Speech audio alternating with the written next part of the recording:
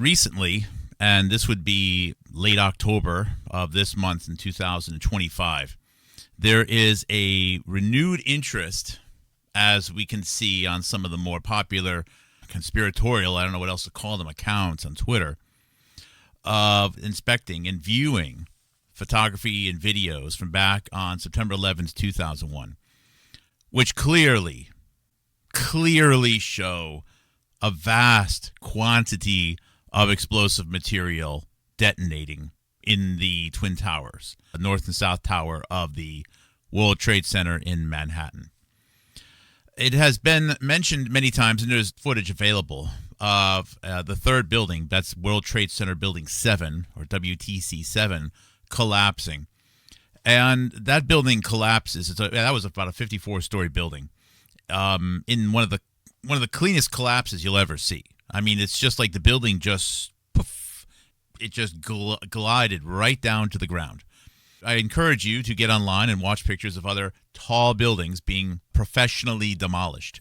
And it's an interesting pivot, but if you've watched A&E, which is the Architects and Engineers channel, or other outlets, they'll show the suggestion of the Twin Towers being blown up. But then they always pivot to, let's talk about Building 7. In fact, the T-shirts are Building 7. And Building 7 is barely half the size of either one of the main towers. So why not talk about the explosives which would have been in the Twin Towers? By the way, just to be clear, okay, anyone that says I'm making a suggestion that there were fake planes or no planes or anything like that, just leave. The towers were designed to handle the impact of many planes with explosives in them. If there were already explosives in the buildings, that means the buildings were going to come down one way or the other, whether or not there were planes or not planes. So if you're hinging all research based upon the existence of a plane or pixelated planes or what the plane was doing in this angle and who was on the passenger list on different planes, etc., how many box cutters they had, you're wasting time. Not making any statements about that. And I did the calculations about how many gallons of fuel the planes would have had if they were fully loaded. If they were fully loaded and if the fuel was perfectly distributed, there would be at most 1 gallon of fuel per 100,000 pounds of material in each of the buildings. And based upon the size of the fireball when the planes hit, most of the fuel disappeared at the time of impact. So the buildings were blown up. It's time to be grown-ups about it and stop ignoring it. The buildings, the Twin Towers, were blown up just like World Trade Center was blown up, Building 7. But there's a major difference. Why was Building 7 a clean demolition? And why were the Twin Towers messy? Why did the Twin Towers wind up all over Lower Manhattan? Why were they ejecting steel beams and pieces of concrete that weigh as much as multiple Chevy Suburbans at 80 miles an hour out to the side, sometimes even ejecting them up in the air, which is completely incongruent with the narrative of a building which was pancaking because of heat? The buildings were blown up, which means there were explosives in the building. And as far as I can tell, nobody at the most recent super insightful, heavy-duty, spare no expense truth conference in Washington, D.C., nobody mentioned it like that. Who put the explosives in the building? Did the terrorists hop out of the plane before the planes hit and then, run up and down the floors and take the elevators quickly and plant the explosives? Of course, that's ridiculous. It means there are explosives in the building. Who put the explosives in the building? And why does it matter if a plane was hijacked and went into the building, sad as it may be for the people who are on that floor as well as the people in that plane? The buildings were going to blow up anyways.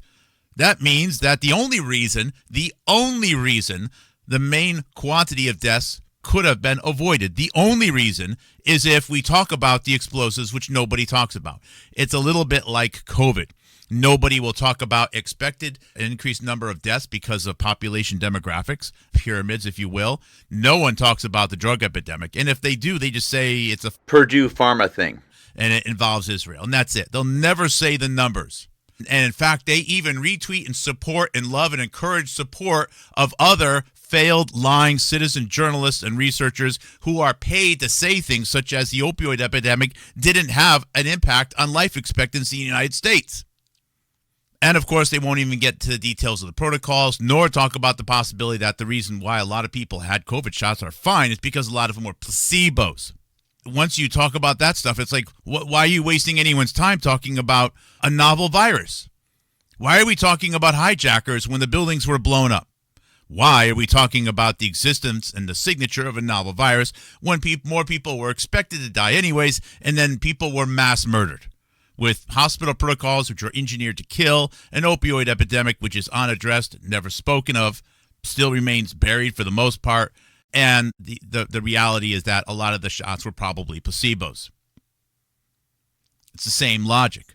So going back to the question I had at the beginning, if someone's capable of blowing up World Trade Center Building 7 in a clean way, just comes right down, it just disappears. It's like someone just, lowering the blinds or raising the blinds in reverse.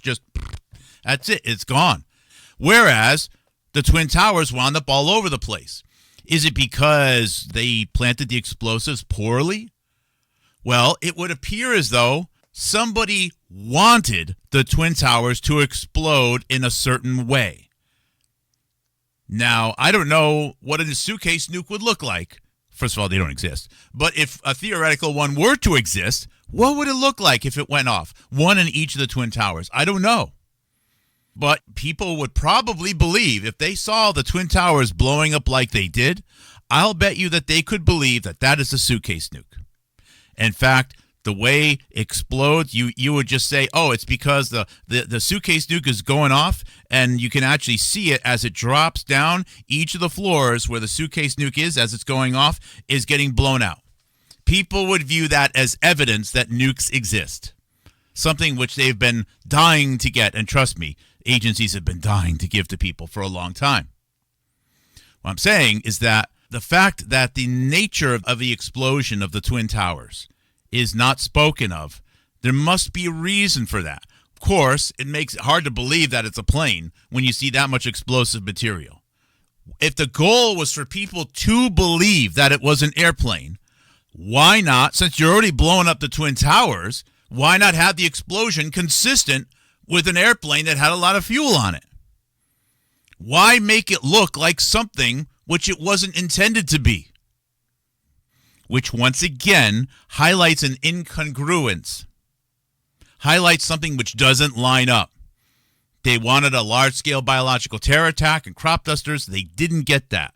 Maybe they wanted this visualization of a small nuclear device going off, and they didn't get that either. Movies were being released suggesting one thing, and then they had to be recalled, taken out of the movie theaters because something didn't go according to plan. And this is a central part of my thesis. Things did not go according to plan. It was preempted. Now, there's a possibility that the military was in full collusion with all of the efforts ongoing within the Human Genome Project and then selfishly pulled the pin first. However, as we can see where the money lies right now, every effort is being made to disallow any realization of how many lives the machinery behind pushing this experimental gene therapy vaccines are, how far they're willing to go. And it is psychopathy that's willing to kill people by the hundreds of thousands, if not millions, in order to make a point. And that needs to be part of the conversation. And no one is willing to entertain that, at least no one as far as I've been able to see. So what we're going to do in this show here is I'm going to review several of the multiple mentions and foreshadowing of a small nuclear device, colloquially known as suitcase nukes, being used and going off very specifically in the World Trade Center. And in fact, this article that I found from Harvey Weinstein, who at the time was hiring Tucker Carlson magazine called Talk, where they talked about this arms dealer, which was part of an ATF sting, alcohol, tobacco, and firearms, and bank financier, who for a little while went rogue, I guess, a man named Kevin Ingram. Men are both American. And the story of them providing evidence that there were people from the Middle East, potentially terrorists, who were willing to purchase weapons, machine guns, rockets, and nuclear weapon devices, possibly in collusion with the Taliban or Osama bin Laden or underscore, insert the name of your terrorist organization here. And this was coming out in the summer of 2001, in the fall of 2001, just before 9/11. It would have been the perfect narrative to have out there, and it would have played in perfectly if there was a nuclear attack, an atomic bomb, a small nuclear device going off in the World Trade Center. So let me play a little bit of music here. Mark Kulak, Houstonic.live, October 28th, 2025.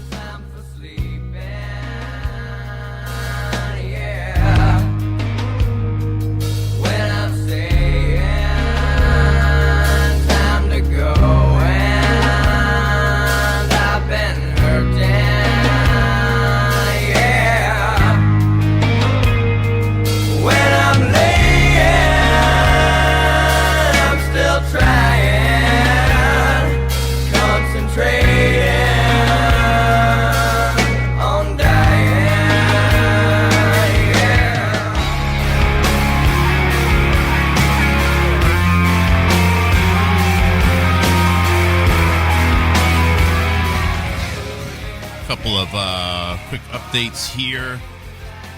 Got a new video in today. Woo! Woo! I haven't watched it yet. The Missiles of October. With William Devane and Martin Sheen. Subtitle, the words on the bottom. The most powerful docudrama ever produced on the Cuban Missile Crisis.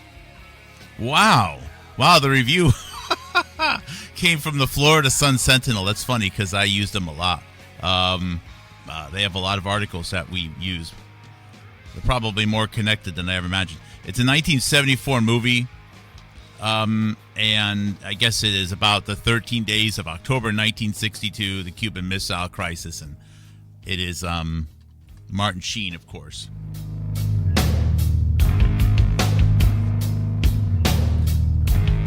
Wanted to highlight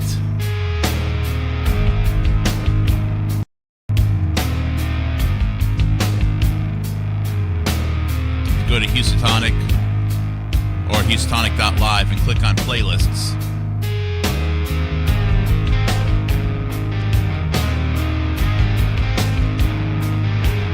Click on films.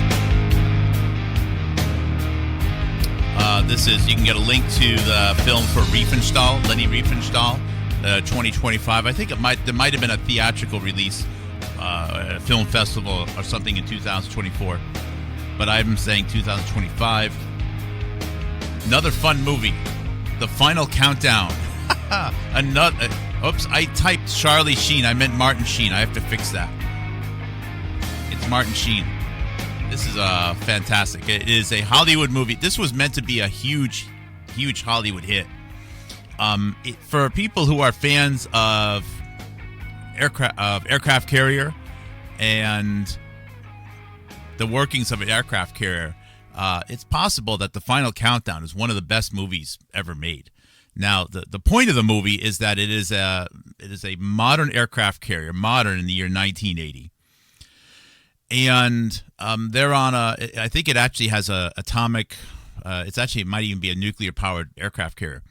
And a combination of that, an odd storm, takes them back in time so that they go back in time like 40-something years to just before the bombing of Pearl Harbor.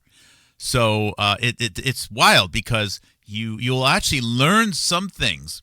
I didn't know that there was a Democratic senator who was considered to be a new potential running mate for FDR, potential future president, who was killed on a boat out in, I think it was before the end of World War II. I had no idea about that story. So I'm actually learning about some things that I didn't know about World War II by watching it. But then they're faced with the dilemma of, do they stop? Okay, do they stop the attack on Pearl Harbor? Because that's what brings the United States into World War II. And, of course, that's what leads to the U.S. using a nuclear weapon. I don't know if Martin Sheen has some weird clause in his contract where he always has to be one step away from a nuclear weapon in at least every other movie that he's been part of. Martin Sheen is, not Charlie Sheen, Martin Sheen. But it's a fun movie, and there's very few movies, like not even the movie Top Gun will actually show you the elevators going up and down, like within the aircraft carrier. So there's a lot of really cool video about that. This is part of our culture. It's part of our history. This is part of the brain, the narrative controls, and so don't take it too seriously. I just had a lot of fun watching it. Some of the acting was really bad at a couple of moments, like pathetically bad, almost fun bad. Like there's some movies that that it's being done poorly, and they're kind of having fun in the process. So, anyways, I think it premiered on August 1st, 1980. I also posted the 5-minute clip for the Buffalo Soldiers tank scene. And again, this is the one that was released on September 9th, 2001. I've known about this movie for years, all right? I knew that it came out in an odd time. The fact that it actually depicts heroin use within a tank and then death of military personnel is something that it's always bothered me. But there was something about the way that it was filmed, that there's something magnetic about it also. But I was never really a 9/11 researcher. Never, I would be. It would be really bad if 10, 12 years ago I was able to see in the future and see the things which I just talked about regarding the World Trade Center. I would have said, okay, where did life go wrong? What happened to my life to cause me to have the confidence to think stuff like that, much less say it on the air, and impact any future job prospects I may have and now probably won't have. But the release of that on September 9th, 2001, and having to take it off the air is huge. The scene is not available on most platforms, so I wanted it out there, and I wanted you to see it, okay? And the fact that it came out on September 9th, and the star of the movie, although it's not necessarily the star of this scene, is Joaquin Phoenix, the man who becomes the Joker in 2019, the man who becomes the Joker who, in the Joker film in 2019, who assassinates, the late-night talk show host who was played in the movie Joker by Robert De Niro. Robert De Niro, coincidentally, who did the narration for the 1-year anniversary of 9/11, that particular docu-film. And also Robert De Niro, who's owned restaurants in New York City, including one where people whose names such as Randy Glass and Kevin Ingram, amongst others, dined at and talked about arms deals in the year 2000 and 2001. It's the same Robert De Niro also started the Tribeca Film Festival in honor of the devastation of September 11th, 2001, and hopes to revitalize the neighborhood, which is, I understand being well-meaning and all, but if there's one area that didn't need a charity, and I mean this in all due respect, okay, it's probably the richest per square foot place to live in the United States of America. So whatever the case, the Tribeca Film Festival started by Robert De Niro. So the scene, and I've talked about this several times, but I'll say it once again because this is a playlist I have for movies. Not all movies, of course. These are just movies which have some sort of significance to the research that we've done. The Andromeda Strain, War Games, movie Contagion, which it's only available on Odyssey right now. Outbreak, which you can only get on Google Drive. And, this movie is fun. White Tiger. It's a Russian tank movie. The Atomic Bomb movie, etc. So it's not like we're giving away, the Dune series or something like that. And in this scene, It is U.S. Army personnel based in Germany, modern times. It's a 2001 movie, so it would have been 2001, who, shoot up heroin while driving their tanks around during tank exercises, sometimes crush civilians or other military personnel, and at one time accidentally came into ownership of several $1 million worth of military equipment that they then sell to potential terrorists, and then they use the proceeds of that to buy more drugs. Okay, so consider that. Consider that, and then consider the other narrative, which was being pushed at that time by Harvey Weinstein and Harvey Weinstein's magazines. By the way, Buffalo Soldiers was funded by Harvey Weinstein and Miramax, the same outlet that gave you Talk Magazine. So let's go over to, again, the playlists, and let's look at 2025, excuse me. I'll show you some of the things which I've shared more recently here. Here we go. One of them is, I forgot to put one on here. Gosh darn it.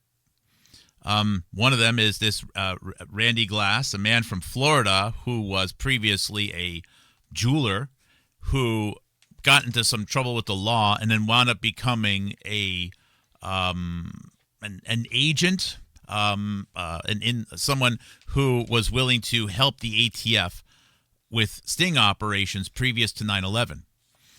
Now, in 2002, I think he pled guilty, and he wound up doing a few months in jail. But the story of Randy Glass was referenced fairly frequently, and even comes up in a lot of movies about 9/11, which were done by people who describe themselves as independent researchers. And the story of this Randy Glass is that he, in cooperation with the ATF, found people in New York City and New Jersey area, Middle Easterners, who are willing to buy weapons, including rocket launchers, Stinger missiles, even nuclear weapon components, in return for money and heroin. Now, because he didn't have enough funds in order to it would be weird if he showed up with millions of dollars available or something like that. I don't know. And because arms dealing requires an element of money laundering, it just so happened that he hooked up with a New York businessman named Kevin Ingram. And the story of Kevin Ingram, I think, is actually quite tragic. This is a picture of Kevin, who was born in 1958. Here's a picture of Kevin Ingram in 2001. And it's tragic because, if you look at Black Enterprise Magazine, this is Black Enterprise Magazine in 1992. In 1992, he was considered to be one of the top 25 up-and-coming black business executives in the United States of America. So, I mean, look, people who commit crimes they come in all different colors, okay? But, when highlighted like this, because there's a lot of people in the black community in the United States that could use more role models, successful role models like this, to think that, he decided to go from running a team at Goldman Sachs with 100 people in it to, I don't know, being involved in money laundering and arms deals. It's a weird story. Why? Because he wanted to buy more diamonds for his girlfriend? It doesn't make any sense. So in that sense, it's particularly sad, I guess. I mean, it's sad if anyone decides to do that. But that's the official story anyways. And Kevin Ingram pled guilty to participating in this.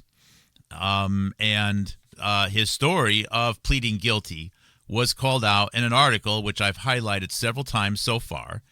And that's this article here, which was in Harvey Weinstein's magazine.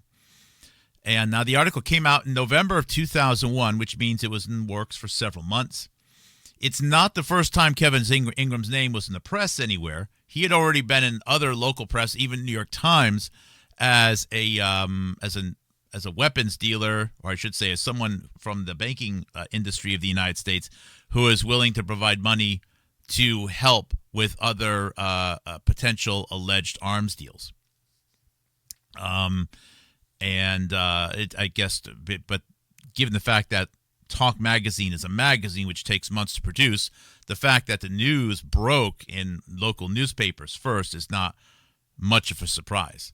It appears as though Talk Magazine and Harvey Weinstein were probably on it from the very beginning. If you wanted my insight on it, not that you asked, I don't actually believe that Kevin Ingram legitimately lost his job at Goldman and then Deutsche Bank and had to resort to money laundering and working with Middle Eastern terrorists in order to make money, to buy diamonds and maintain his car payments. I suspect that, sadly, he decided to play a role. It has been mentioned before that a man named, is it Bob or Robert Rubin, who was the Treasury Secretary for President Clinton, mentored Kevin Ingram all the way back in the late 1980s and early 1990s at Goldman Sachs. So if you are part of planning a potential biological terror attack and everything that goes with it, maybe even planes flying into buildings, small planes with suitcase nukes, and if you need someone to play the role of a Wall Street banker willing to bankroll terrorists and plead guilty, maybe Kevin Ingram said, you know what, I'll do that for you. I don't know. Of course, it meant throwing the rest of his career away, but he pled guilty and he did like several weeks in prison, and that's it. And then he went back to work, which is even crazier still. So I don't think he was actually selling weapons to Middle Eastern people or that. He was, again, they were orchestrating this to plant the seed. So you would see in newspapers and magazines and on 60-minute episodes, etc., that there's a trail of evidence that there were Middle Eastern people, terrorists, Taliban, whoever, Osama bin Laden, who were indeed interested and active in getting weapons and, in particular, components to make a bomb. Maybe that is why when Building 1 and Building 2, when the World Trade Center fell, it looks like it's being blown up. There's no other way to describe the demolition of the World Trade Center, Twin Towers. They went all over the place. They went out to the side. They went up. The buildings were blown up. No other building demolition ever looked like that. And it was done twice. The only explanation as to why, look, if they wanted to have explosives in the buildings, okay, to blow up the buildings and make it look like the buildings were collapsing from a plane, then you wouldn't make it look like that. That's the point. The point is they intentionally wanted it to look like an explosion.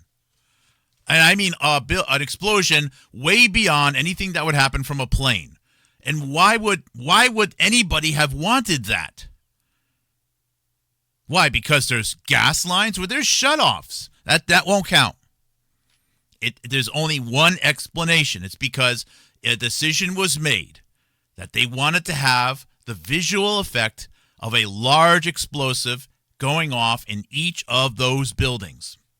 That's the only explanation that checks all of these boxes.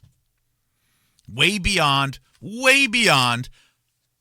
those planes could have been no passengers. Like the whole cabin could have been full of gas. It still wouldn't have been enough to cause that type of explosion.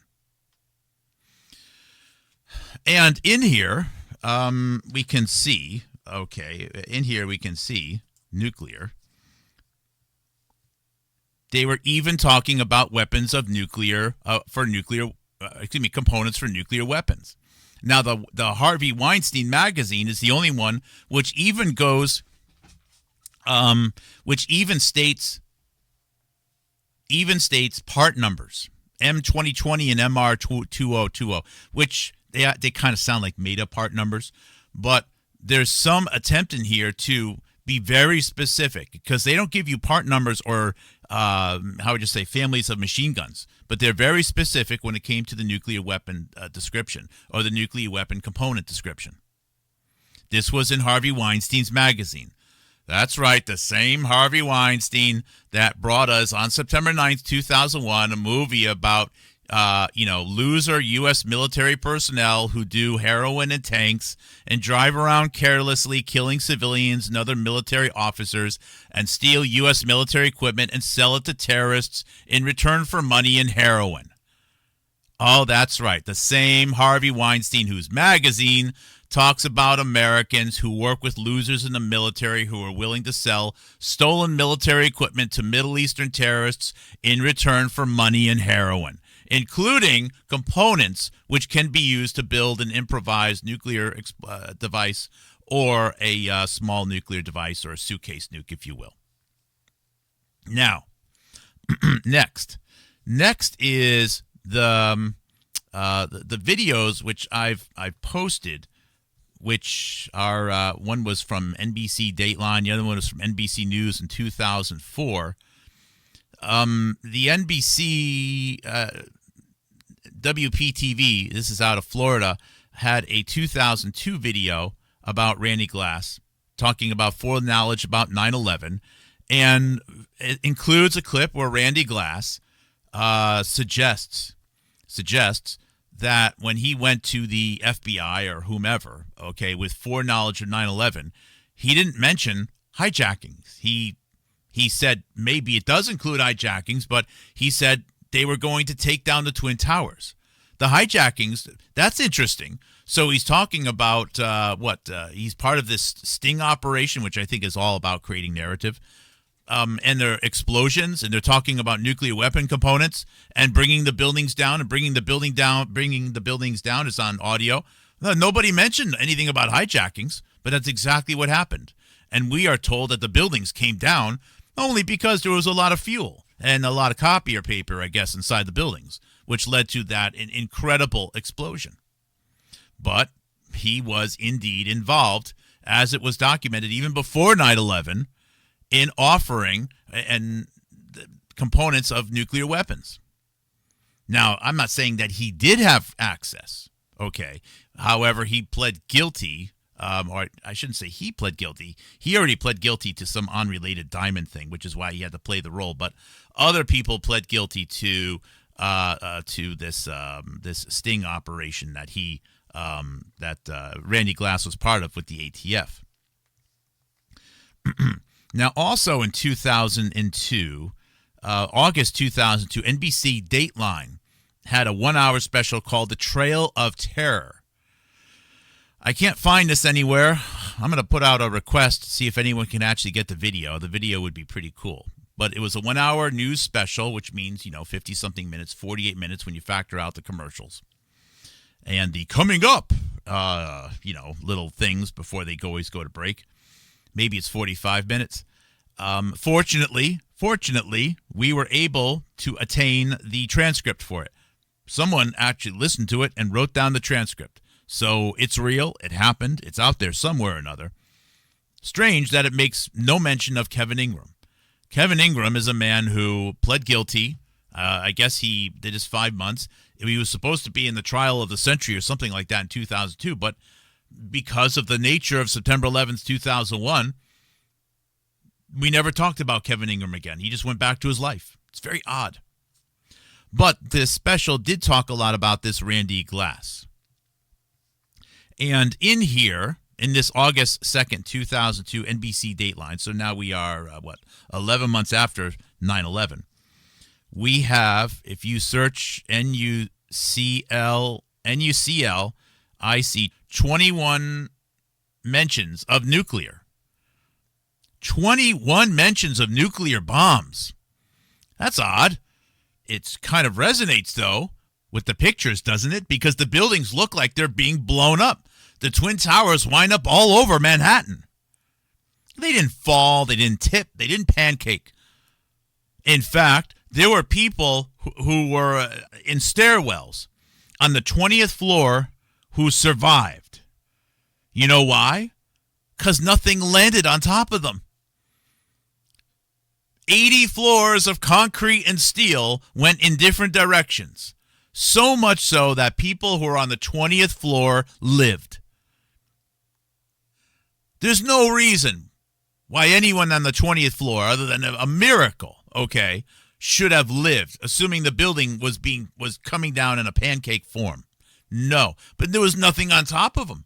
It's not like there was a cavity, and the steel and the concrete were pitched in such a way that someone on the 20th floor had a little bit of space, and aside from having to breathe in a lot of dust and maybe a couple of broken bones, they lived. No, there was someone on the 20th floor who, aside from a broken foot, went home that night because nothing landed on top of him,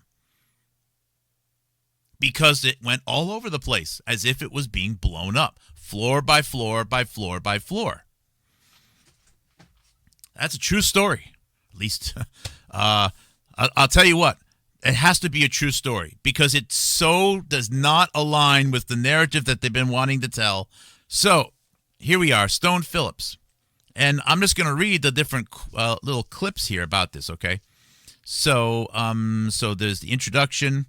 The announcer comes on because I don't have the actual audio or the video. And now, Trail of Terror, a Dateline investigation. Here is Stone Phillips. Passenger jets full of people and fuel were the weapons of choice last September 11th. But the terrorists targeting America have other weapons in mind, as you're about to see. Tonight, Chris Hansen has the results of a 9-month Dateline investigation. You will hear on tapes, never before broadcast, how arms merchants who may be linked to terrorists are trying to buy an arsenal of weapons, even components for a nuclear bomb. It begins with an unlikely source, a player in a game he knew little about. His story reminds us of what we're all up against and how vigilant we must be. Of course, Stone Phillips says it in way more Stone Phillip-ish robustness than I ever could. Of course, he's a professional. He gets paid to do it. But a nuclear bomb, that didn't really resonate with me when I first, year after 9/11. Of course, the terrorists would have wanted to buy nuclear bombs. It makes sense. I never even considered the possibility up until maybe 1 or 2 years ago, maybe 3, that these buildings were blown up. I was really that freaking naive. That's terrible. But I was. I think a lot of people have been. It's hard to realize how bad the lies and how prevalent the lies have been. So that is just mention number 1. So number 2, from one of the audio tapes, Mr. Glass is talking to this guy from New Jersey, Mr. Mosen, who is, I think he's Egyptian, or I don't know his nationality, but he is part of, again, this entrapment and then helping create this sting operation to find potential terrorists looking to buy weapons within the United States. So Randy Glass is driving a convertible. Randy Glass, and I guess in the news studio, they show Randy Glass and Chris Henson, the news journalist, reflecting back, listening to the tapes that they've recorded, part of the sting operation previous to 9/11. And there's a phone conversation between this Mr. Mosen and Mr. Randy Glass. And Mosen said, this is all from the tape, I guess, "Do you know who supplies them with money?" And Randy Glass says, "Who?" And Mr. Mosen says, "Osama bin Laden." And then, so I guess Hansen is then commenting that they talk about buying all kinds of weapons. Then Randy Glass says, and this is from the tape, "What is that?" And Mr. Mosen says, "One of the components for a nuclear weapon." So they're showing that that there's evidence that existed, that documented that terrorists were interested in buying parts of nuclear weapons, which is sort of like saying buying a part of the Starship Enterprise, because it's all fictional, but most people don't know that. Most people believe in them. So let's go to the next hit here. You know, they're talking about nuclear triggers, Stinger missiles, surface-to-air missiles. This is a conversation between the journalist Hansen and Randy Glass. So Richard Hansen, the journalist, says, ISI, that's the official intelligence agency like the CIA of Pakistan. And this is where the stakes get really high, because if Abbas, who I guess is one of these potential terrorists, was telling the truth, then Randy Glass and the feds were about to cut an illegal weapon deal with a Pakistani intelligence operative linked to terrorists, even though the official Pakistani government and its presidents, Pervez Musharraf, are U.S. allies. There are splinter groups within the Pakistani intelligence agency that are sympathetic to bin Laden and in his cause. And Abbas seemed anything but a U.S. ally. So Randy Glass said, he told me that Americans were the enemy, meaning the terrorist, Abbas. And he looked around the restaurant and he said, we would have no problem with blowing up this entire restaurant. I actually have some of this stuff on on one of these other videos here. In fact, I might even be able to play one of them. Thank you. Tonight, questions about a possible connection to the worst day in American history.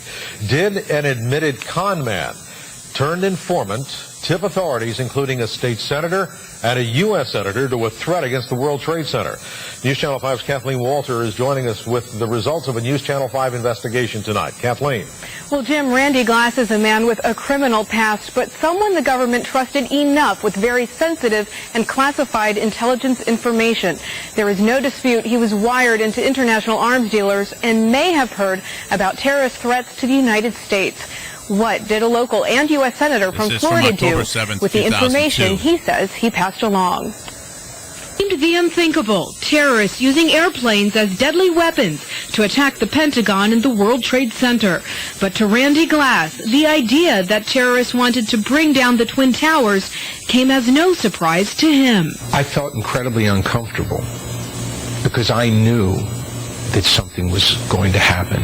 For more than 2 years, Glass was caught up in an international arms deal. An admitted con man living in Boca Raton, Florida, Glass put his skills to work for the government. An informant to the FBI and Florida's alcohol, tobacco, and firearms, Glass and other agents posed as illegal arms dealers, hawking arms purportedly diverted from U.S. military armories and luring in prospective weapons buyers who might have been linked to terrorism. His life as a secret agent was chronicled on tape. What would you do? I'd kill him. I'll kill you. Through accused middleman Diamoitian, Glass was introduced to weapons buyers who said they had connections to Islamic militant groups with possible links to Osama bin Laden. You know who supplies him with money? Who? Osama bin Laden. Oh, that's very nice. Yeah. Well, thanks for mentioning that. Americans were the enemy, and that the purpose of obtaining these weapon systems and nuclear materials was to use against Americans. And Glass says threats against Americans didn't end there. I did know that there was a plan of attack on the United States, and the World Trade Center had been mentioned. But in the summer of 2001, Glass's undercover work came to an end. 3 months before September 11th, he reached out to Florida State Senator Ron Klein and told him about threats against national security. Klein says he doesn't recall any mention of World Trade Center threats. This is before September 11th and all that. Again, it was enough information for me to say I don't know exactly what to do with this other than to contact one of my federal colleagues. And so State Senator Ron Klein contacted the office of Florida Senator Bob Graham, the chair of the Senate Intelligence Committee. According to a Graham spokesperson, Jill Greenberg, caseworker Charlie Leon spoke with Glass last summer prior to September 11th. Glass claiming he had at least 6 conversations with the caseworker. And while we've been unable to corroborate the nature of those conversations, Greenberg confirms some of that information was passed along to the Senate Intelligence Committee. A few months before September 11th, your office received information from ATF informant Randy Glass, who also worked on the terrorism task force, and he also advised your office of terrorist intentions to bring down the World Trade Center. And this was before September 11th. Your office tells me it forwarded information from Mr. Glass to the Intelligence Committee. And my question is, why did no one from the committee follow up with Mr. Glass to pursue this? So here's we have the World Trade Center, Building 1 and Building 2, the Twin Towers, rigged with explosives and blown up in a way that it looks like a very large explosion was going off inside of them. Okay, so we have that. We have video evidence and audio evidence and newspapers that shows, as well as Harvey Weinstein's own magazine, that before 9/11, there was discussion of terrorists seeking to buy nuclear weapon components. So we have the way that the building looks when it's going down, and we have evidence that they are looking to buy nuclear components. Okay, and then there's Biden on September 10th, 2001. There we go.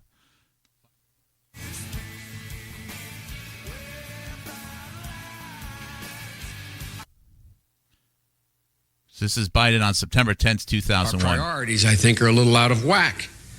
I've said and I'll say it again. We should be fully funding the military and defending ourselves at home and abroad against the more likely threats of short-range cruise missiles or biological terrorism.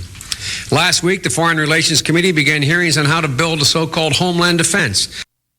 So he's talking about building a new military, a new type of military, which is going to be different constitutionally than the old military. A new military that which can defend the homeland where the old military can't. And he's talking about it on September 10th, 2001. And to protect our military from bioterrorism, pathogens, and chemical attacks. So the military can only be defended against biological terrorism by a homeland security? How does that make any sense? How we can jumpstart the destruction of Russia's massive chemical weapons stockpile and secure all our nuclear materials. We're worried about our nuclear materials on September 10th, 2001? Huh. The very day they send up a budget that tells us they are going to increase by $8 billion our missile defense initiative, they cut the program that exists between us and Russia to help them destroy their chemical weapons, keep their scientists from being for sale, and destroy their nuclear weapons. We should work with Russia and China and all of our allies to stem proliferation of weapons of mass destruction. Let's put the cost and the effectiveness of this missile defense system being discussed today in some context. So the cheapest realistic system suggested, National Missile Defense System, limited National Missile Defense System. So he's basically talking against the Strategic Defense Initiative, the Missile Defense System, the Clinton administration proposed, which is... first of all, I don't believe in nukes, so there's that. But to his credit, he's right. But this is a softball right, because this program isn't really about defending America against 1,000 nuclear warheads coming from space from Russia. That's not really what it's about. So cutting it is, again, these things are not doing what they say they are on the surface. Would cost at a minimum $60 billion over 20 years, and most suggest it would be close to carrying chemical weapons. At least in order to combat what are known as countermeasures, such as those decoys or the submunitions that carry biological weapons, the administration proposes a layered defense. That means a missile defense that begins with a boost phase as it's coming down. You think the mid-course system we're working on is expensive. One recent estimate for that system is $250 billion. And I think that, too, is a conservative figure, because the truth is that the administration is yet to comprehend the full complexities and the technological challenges of a layered defense. We'll do all we can to defend ourselves against any threat. Nobody denies that. But even the Joint Chiefs says that a strategic nuclear attack is less likely than a regional conflict, a major theater war, terrorist attacks at home or abroad. Terrorist attacks at home, again, September 10th, 2001. Nobody talks about this video. I'm the only person that ever highlights this video. Or any number of other real issues. We'll have diverted all that money to address the least likely threat, while the real threat comes to this country in the hold of a ship, the belly of a plane.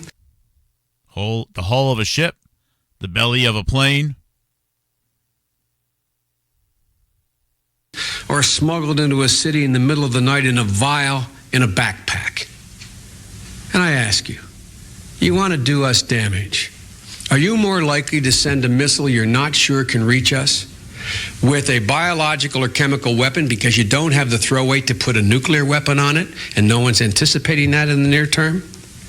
With a return address saying it came from us, here's where we are? Or are you more likely to put somebody with a backpack crossing the border from Vancouver down to Seattle. So biological weapons or a suitcase nuke. I guess this case it would be a backpack nuke.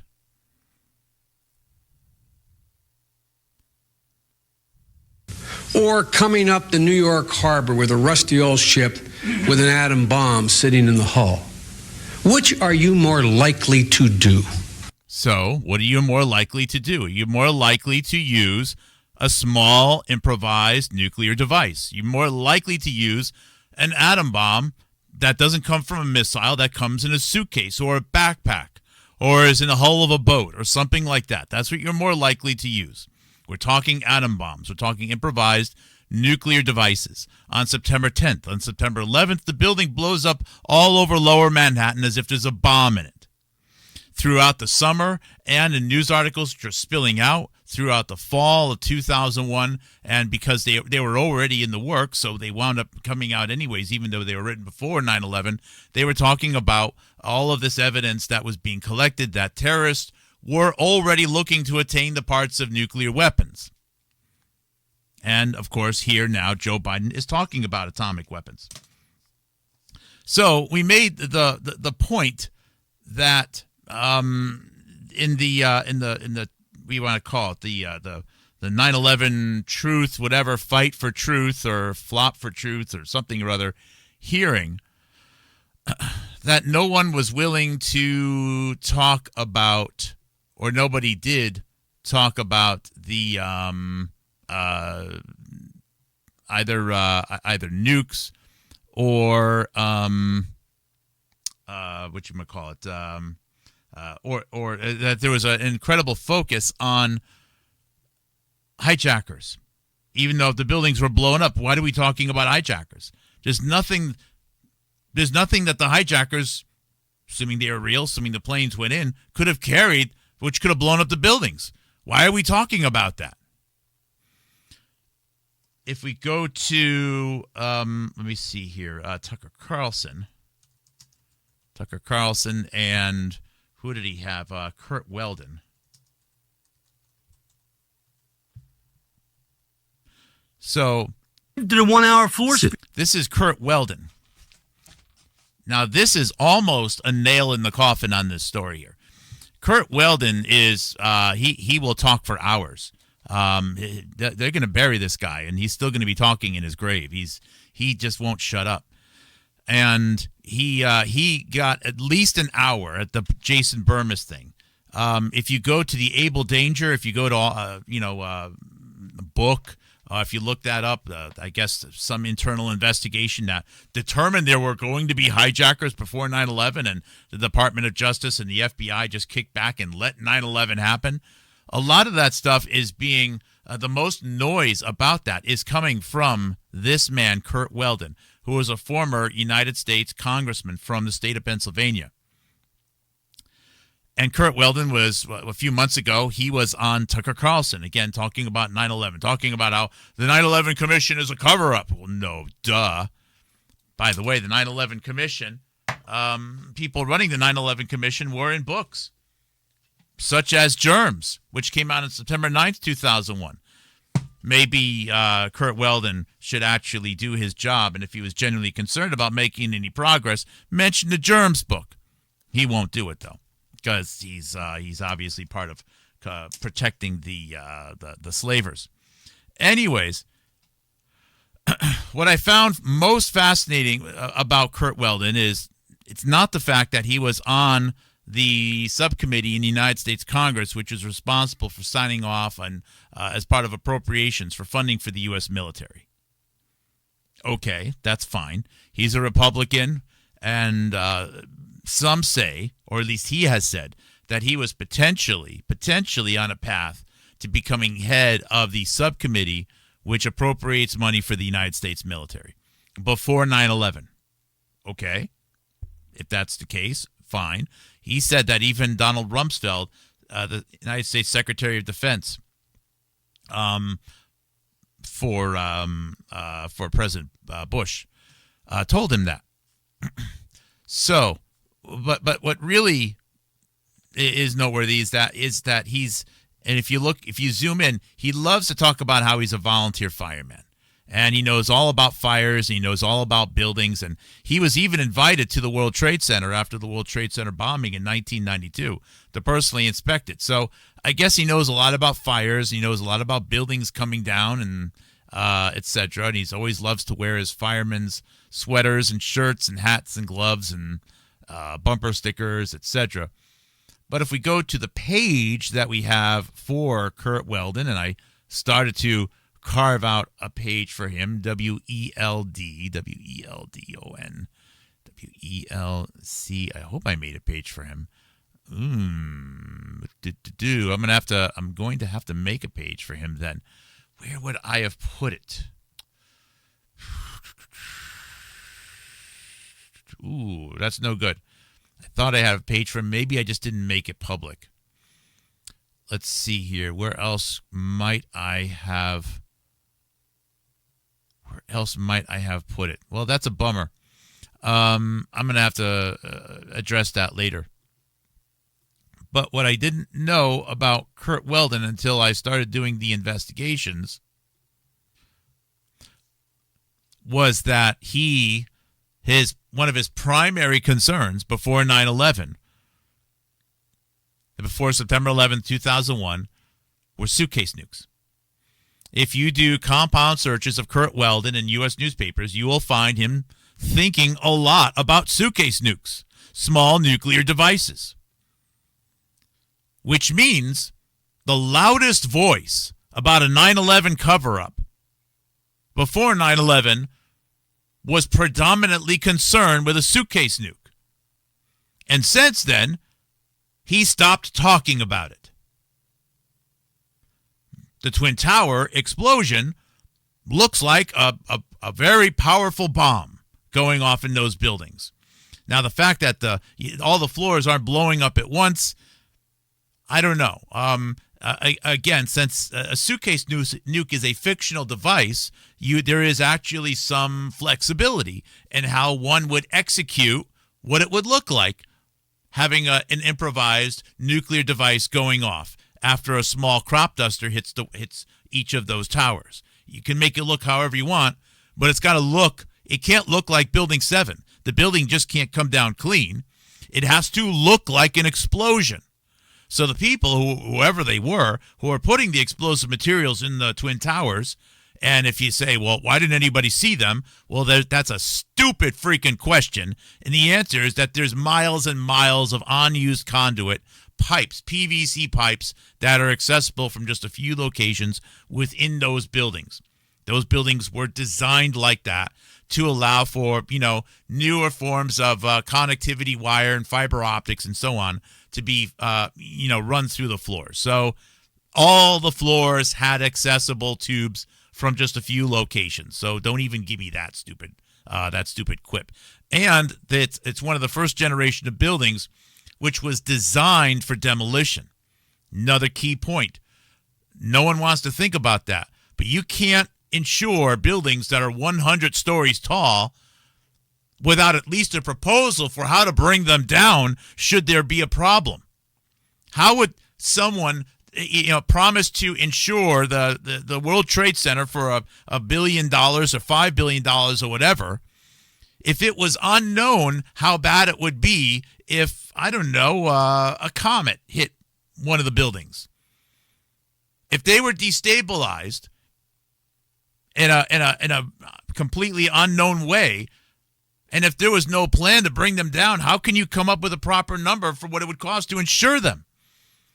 There was a plan in place. I'm not saying there was a plan to put explosives in them, but there were plans in place to make it possible so that the buildings would be demolished in a known way before they were even constructed, which is not a conspiracy. It's smart, actually.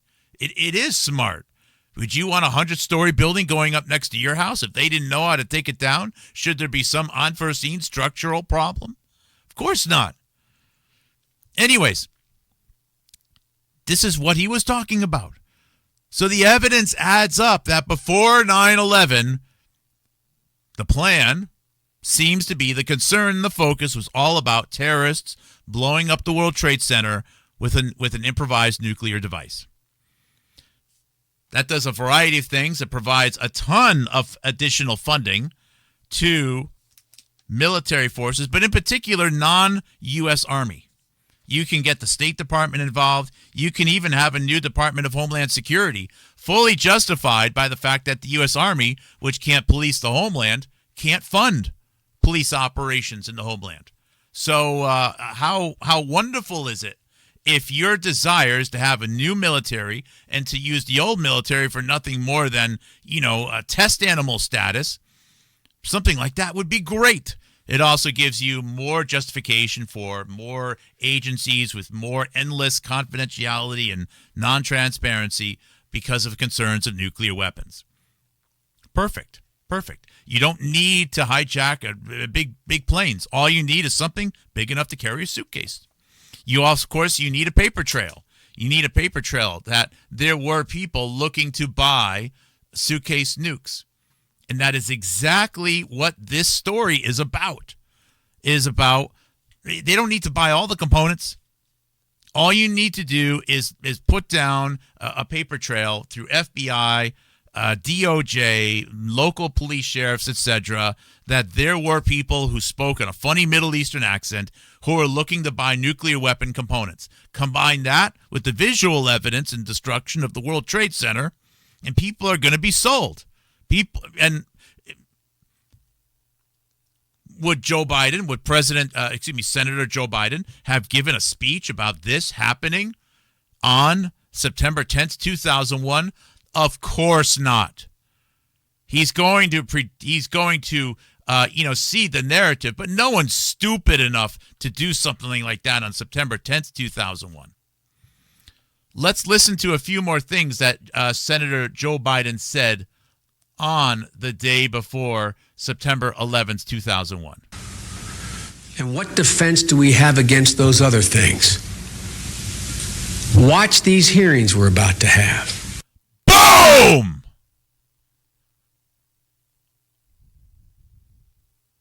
Senator Joe Biden tells you that there are hearings scheduled in the fall of 2001 in October, where they are going to be talking about the need for homeland security, and they're going to be talking about the need to be protected against biological weapons. Let's go back and listen to that again. This might actually be the most damning sentence of this whole video. Bombs sitting in the hull. Which are you more likely to do? And what defense do we have against those other things? Watch these hearings we're about to have. Boom! The hearings, which were supposed to be a response to the anthrax attack, were already scheduled. Think of how inconvenient it is that people already have their hotels booked and their plane tickets purchased to go to the hearings in October of 2001 to talk about the response to biological terrorism. Especially since the World Trade Center was just blown up. Oh, no, I'm sorry, it was planes, and there was no bioterror attack. You know what would happen if that's how it played out? What might happen is you might actually have anthrax letters sent to key U.S. senators to get the agenda, to get the media, and to get those hearings reoriented to being about biological terrorism. Because the opportunity to hijack planes and drop anthrax on crowds was gone. This is as strong evidence as you can get that what had happened on September 11th, 2001 was a preemptive action to stop something else. This is war within our own government. It's not our government in one team just having a lot of fun dicking around with people.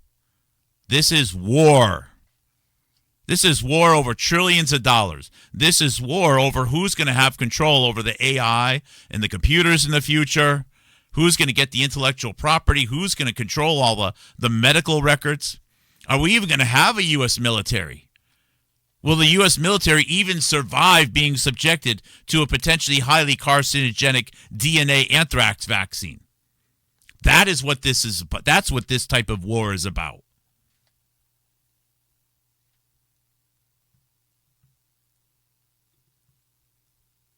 Hull. Which are you more And likely he is talking about personally delivered, not, it doesn't come in on a missile, nuclear weapons. to do? And what defense do we have against those other things? Watch these hearings we're about to have. September 10th, 2001. We don't have, as the testimony showed, It gets better. a public health infrastructure to deal with the existing pathogens that are around now. The next sentence is just even better. We don't have the investment, the capability to identify or deal with an anthrax attack. An anthrax attack. Wow, isn't that crazy? So we're talking about suitcase nukes. We're going to, less funding for the military. It's going to be smarter. The hearings are already scheduled. Let's talk about anthrax. Let's talk about an anthrax attack. He even says the name of the pathogen.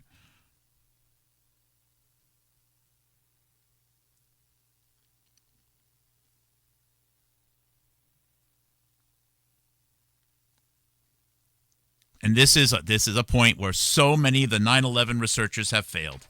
It's always 9/11 happened and it's an inside job. Well, no shit, Sherlock. I mean, come on. Duh. It's an inside job. I don't think it was box cutters and flammable underwear in luggage that took the towers down. No shit. My goodness, the amount of creativity out there.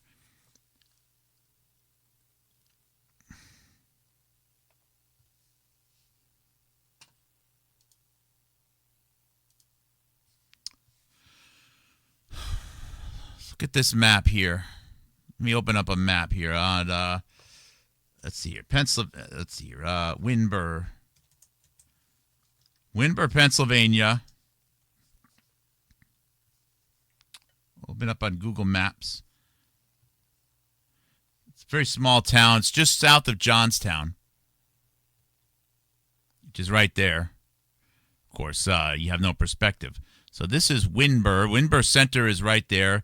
And here's the Flight 93 Memorial, which is only about 10 miles, maybe even less, as far as a bird flies, from the Windber Cancer Research Center where Robert Malone was, and now is the Chan Soon Chung Center.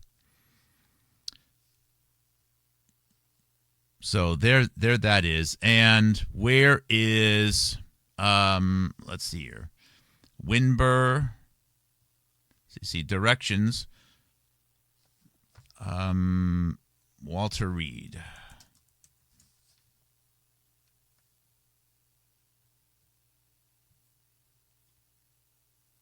So Walter Reed Hospital is just north of Washington, D.C. It's right there, okay? And if you have this is a straight line. I guess this is meant to represent a small airplane. So from it's only about a 1 hour flight on a small plane from Walter Reed to Johnstown. And if we look right under the path there,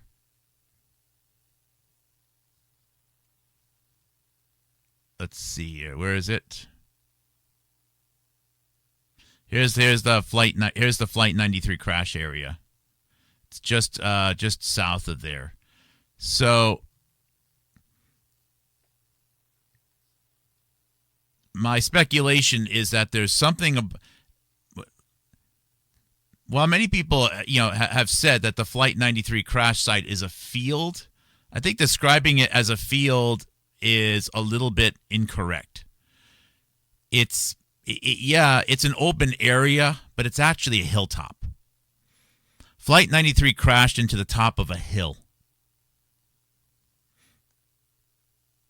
Not a mountaintop, a hilltop. Okay, it's a gradual climb. When you are at the top elevation at the Flight 93 crash site, you can see for miles and miles in every direction. It's not in a valley. The odds of that flight hitting the top of a hill, assuming it's just random, very low. There are strategic reasons to being on top of a hill, such as wireless communications. We know that Winburn represents one of the key, if not the only access point to medical record and cancer data within the United States military. And we know that the Walter Reed's only center of excellence that's defined, and it's specifically for breast cancer. I think Jonathan Cooey even knew someone who was working on breast cancer at the University of Pittsburgh. Isn't that odd? Just throwing that one out there. But the only center of excellence that goes through or for Walter Reed for the U.S. Army is Winburn, or is the Chan Soon Sung Center. Chan Soon Sung is where Robert Malone set up the IT infrastructure. If Robert Malone was responsible for, I don't know, programming the elevators or setting up something else, I don't know, it'd be a little bit less suspicious, but he wrote on his resume, it was the computing infrastructure. It was the data infrastructure. And Robert Malone's boss, Bob Gallo, and he did work for Bob Gallo at the University of Maryland, was a chairman on the Internet 2 Consortium, the high-speed Internet Bandwidth Consortium, where Johnstown was one of the 200 early locations, University of Pittsburgh or University of Pennsylvania, Johnstown. So that is not a wireless link, though. That is actually I don't know what type of fiber optics they were using at that time. Point, though, is that if there was a way to potentially get in the middle or intercept or whatever, of course, it would be a completely different link. But maybe there was some advantage as far as communications go, to having control over that hilltop. You could, now I would expect it to be closer to like a midpoint. This is not a midpoint at all. This is almost 99% of the way to the Winburn Center. But who knows? I think there's more to it than just some random hill in the middle of Pennsylvania. I don't think that they were trying to hit Winburn Center. That would have been impossible, even guided. There must have been a reason. I know that there's a lot of empty mines in that area, probably due to the history of coal mining and so on. Flight 93 crash site has a reason. And if you're willing to open up to the possibility that it's connected to Bio 911 Truth, I think it's possible to come up with some reasonable alternatives. Whatever hit there, by the way, was not even an airplane. That's something I do have information on. I do have pages on that. If you go to my archive, and let's see, if we go under the index, I think it's what I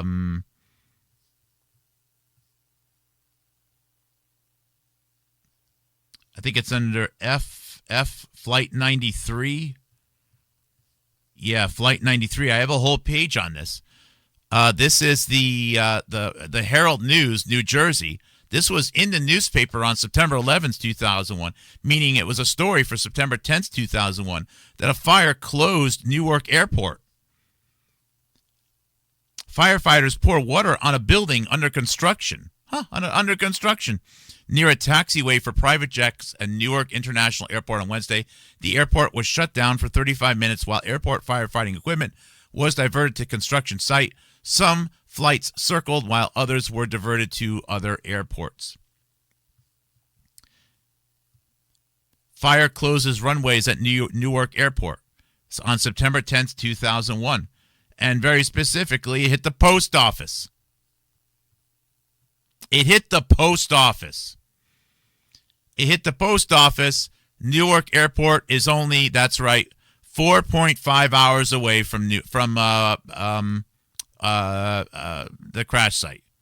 So let's do the math. If the fire happens in the midday or early afternoon, it's a 5-hour drive from there to Windber. So you'll probably get there, if you can steal the mail, probably sometime around midnight, maybe 10 o'clock in the evening.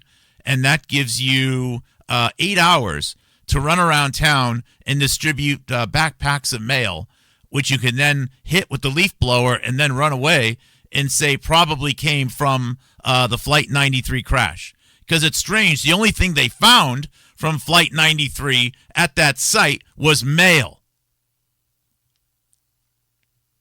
Once again, maybe if other people weren't so hell-bent on blaming everything on Israel and the U.S. military, this would be understood by more people doing September 11th, 2001 research. But people just can't let that part go. And as if to prove or to make a point at just how much ass I'm kicking on this right now, what's the whole Charlie Kirk thing about? Oh, that's right. Israel did it.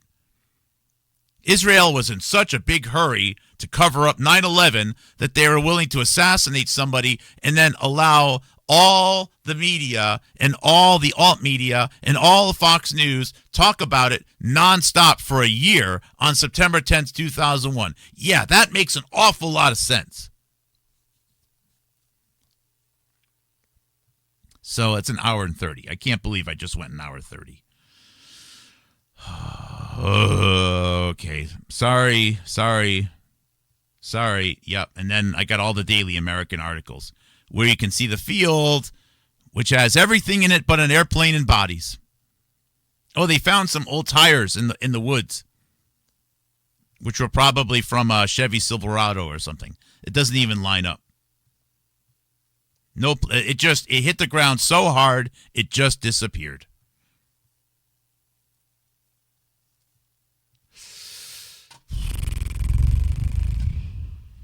Feeling very persnickety today. Charlie Kirk was a watershed AI 3D render. You think so? You think it was rendered?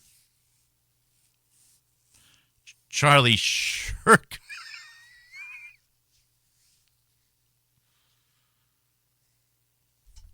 I when I first saw it, I did a video on it. I didn't question it. I just wow, I can't believe that young guy was assassinated. I can't believe I fell for it. I'm mad at myself, but I'm doubly mad of being fooled like that.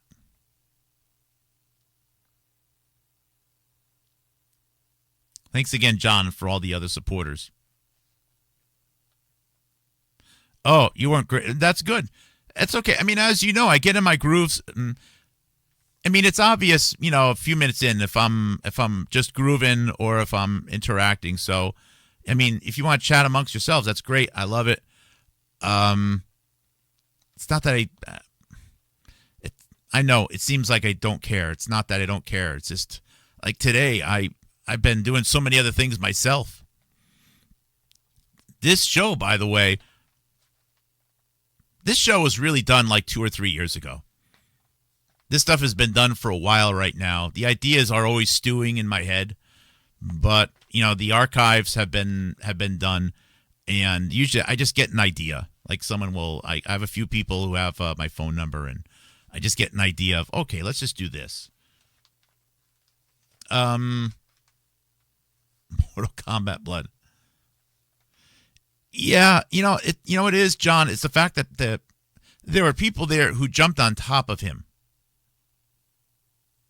People there jumped on top of him.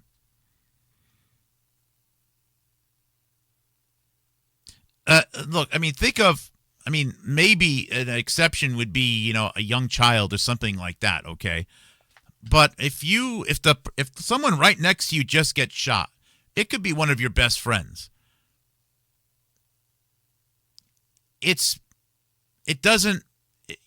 The impulse is not to jump on them and then to wrap them up and then carry them away. I'm not saying the impulse isn't to protect them, okay?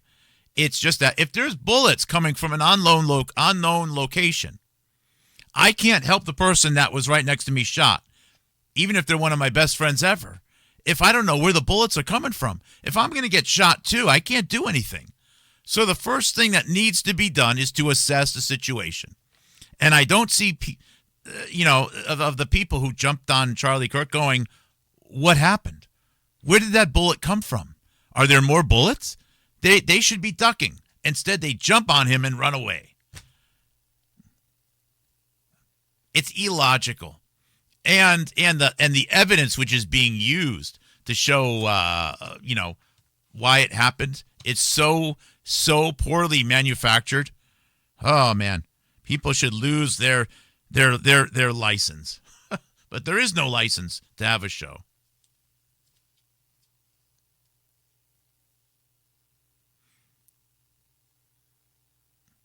You think so? Yeah, maybe. I don't know. All I can tell you is that I think we're in the same boat, John. It was faked. It was faked, and I feel confident in my position because I know a lot of other people who don't even listen to my program. Okay, they know I make a program, but they've actually approached me just like, hey, do you think it's possible he's still alive? Like that, not even my words. I was actually surprised at how many people, without even listening to me or getting the idea elsewhere, don't believe he's dead. And then, but there's a clearly right now a very serious fracturing which has happened in, I don't know what to call it, the community of Americans or people from different countries who are willing to listen to research podcasts and analysis podcasts, okay, who will just simply not entertain any possibility other than the fact that he's definitely dead. It's a very serious fracturing right now. I didn't see that one coming. Thank you for watching. Thanks for supporting. And we'll do another one tomorrow. So far, pretty good month with the numbers. So I'm going to try to keep it up and push and see what happens. Thank you guys for watching. Thank you. Take care. Love you. If it's all professional wrestling, enjoy it for what it is. Don't get too upset about it. Have some fun. Take care. God bless.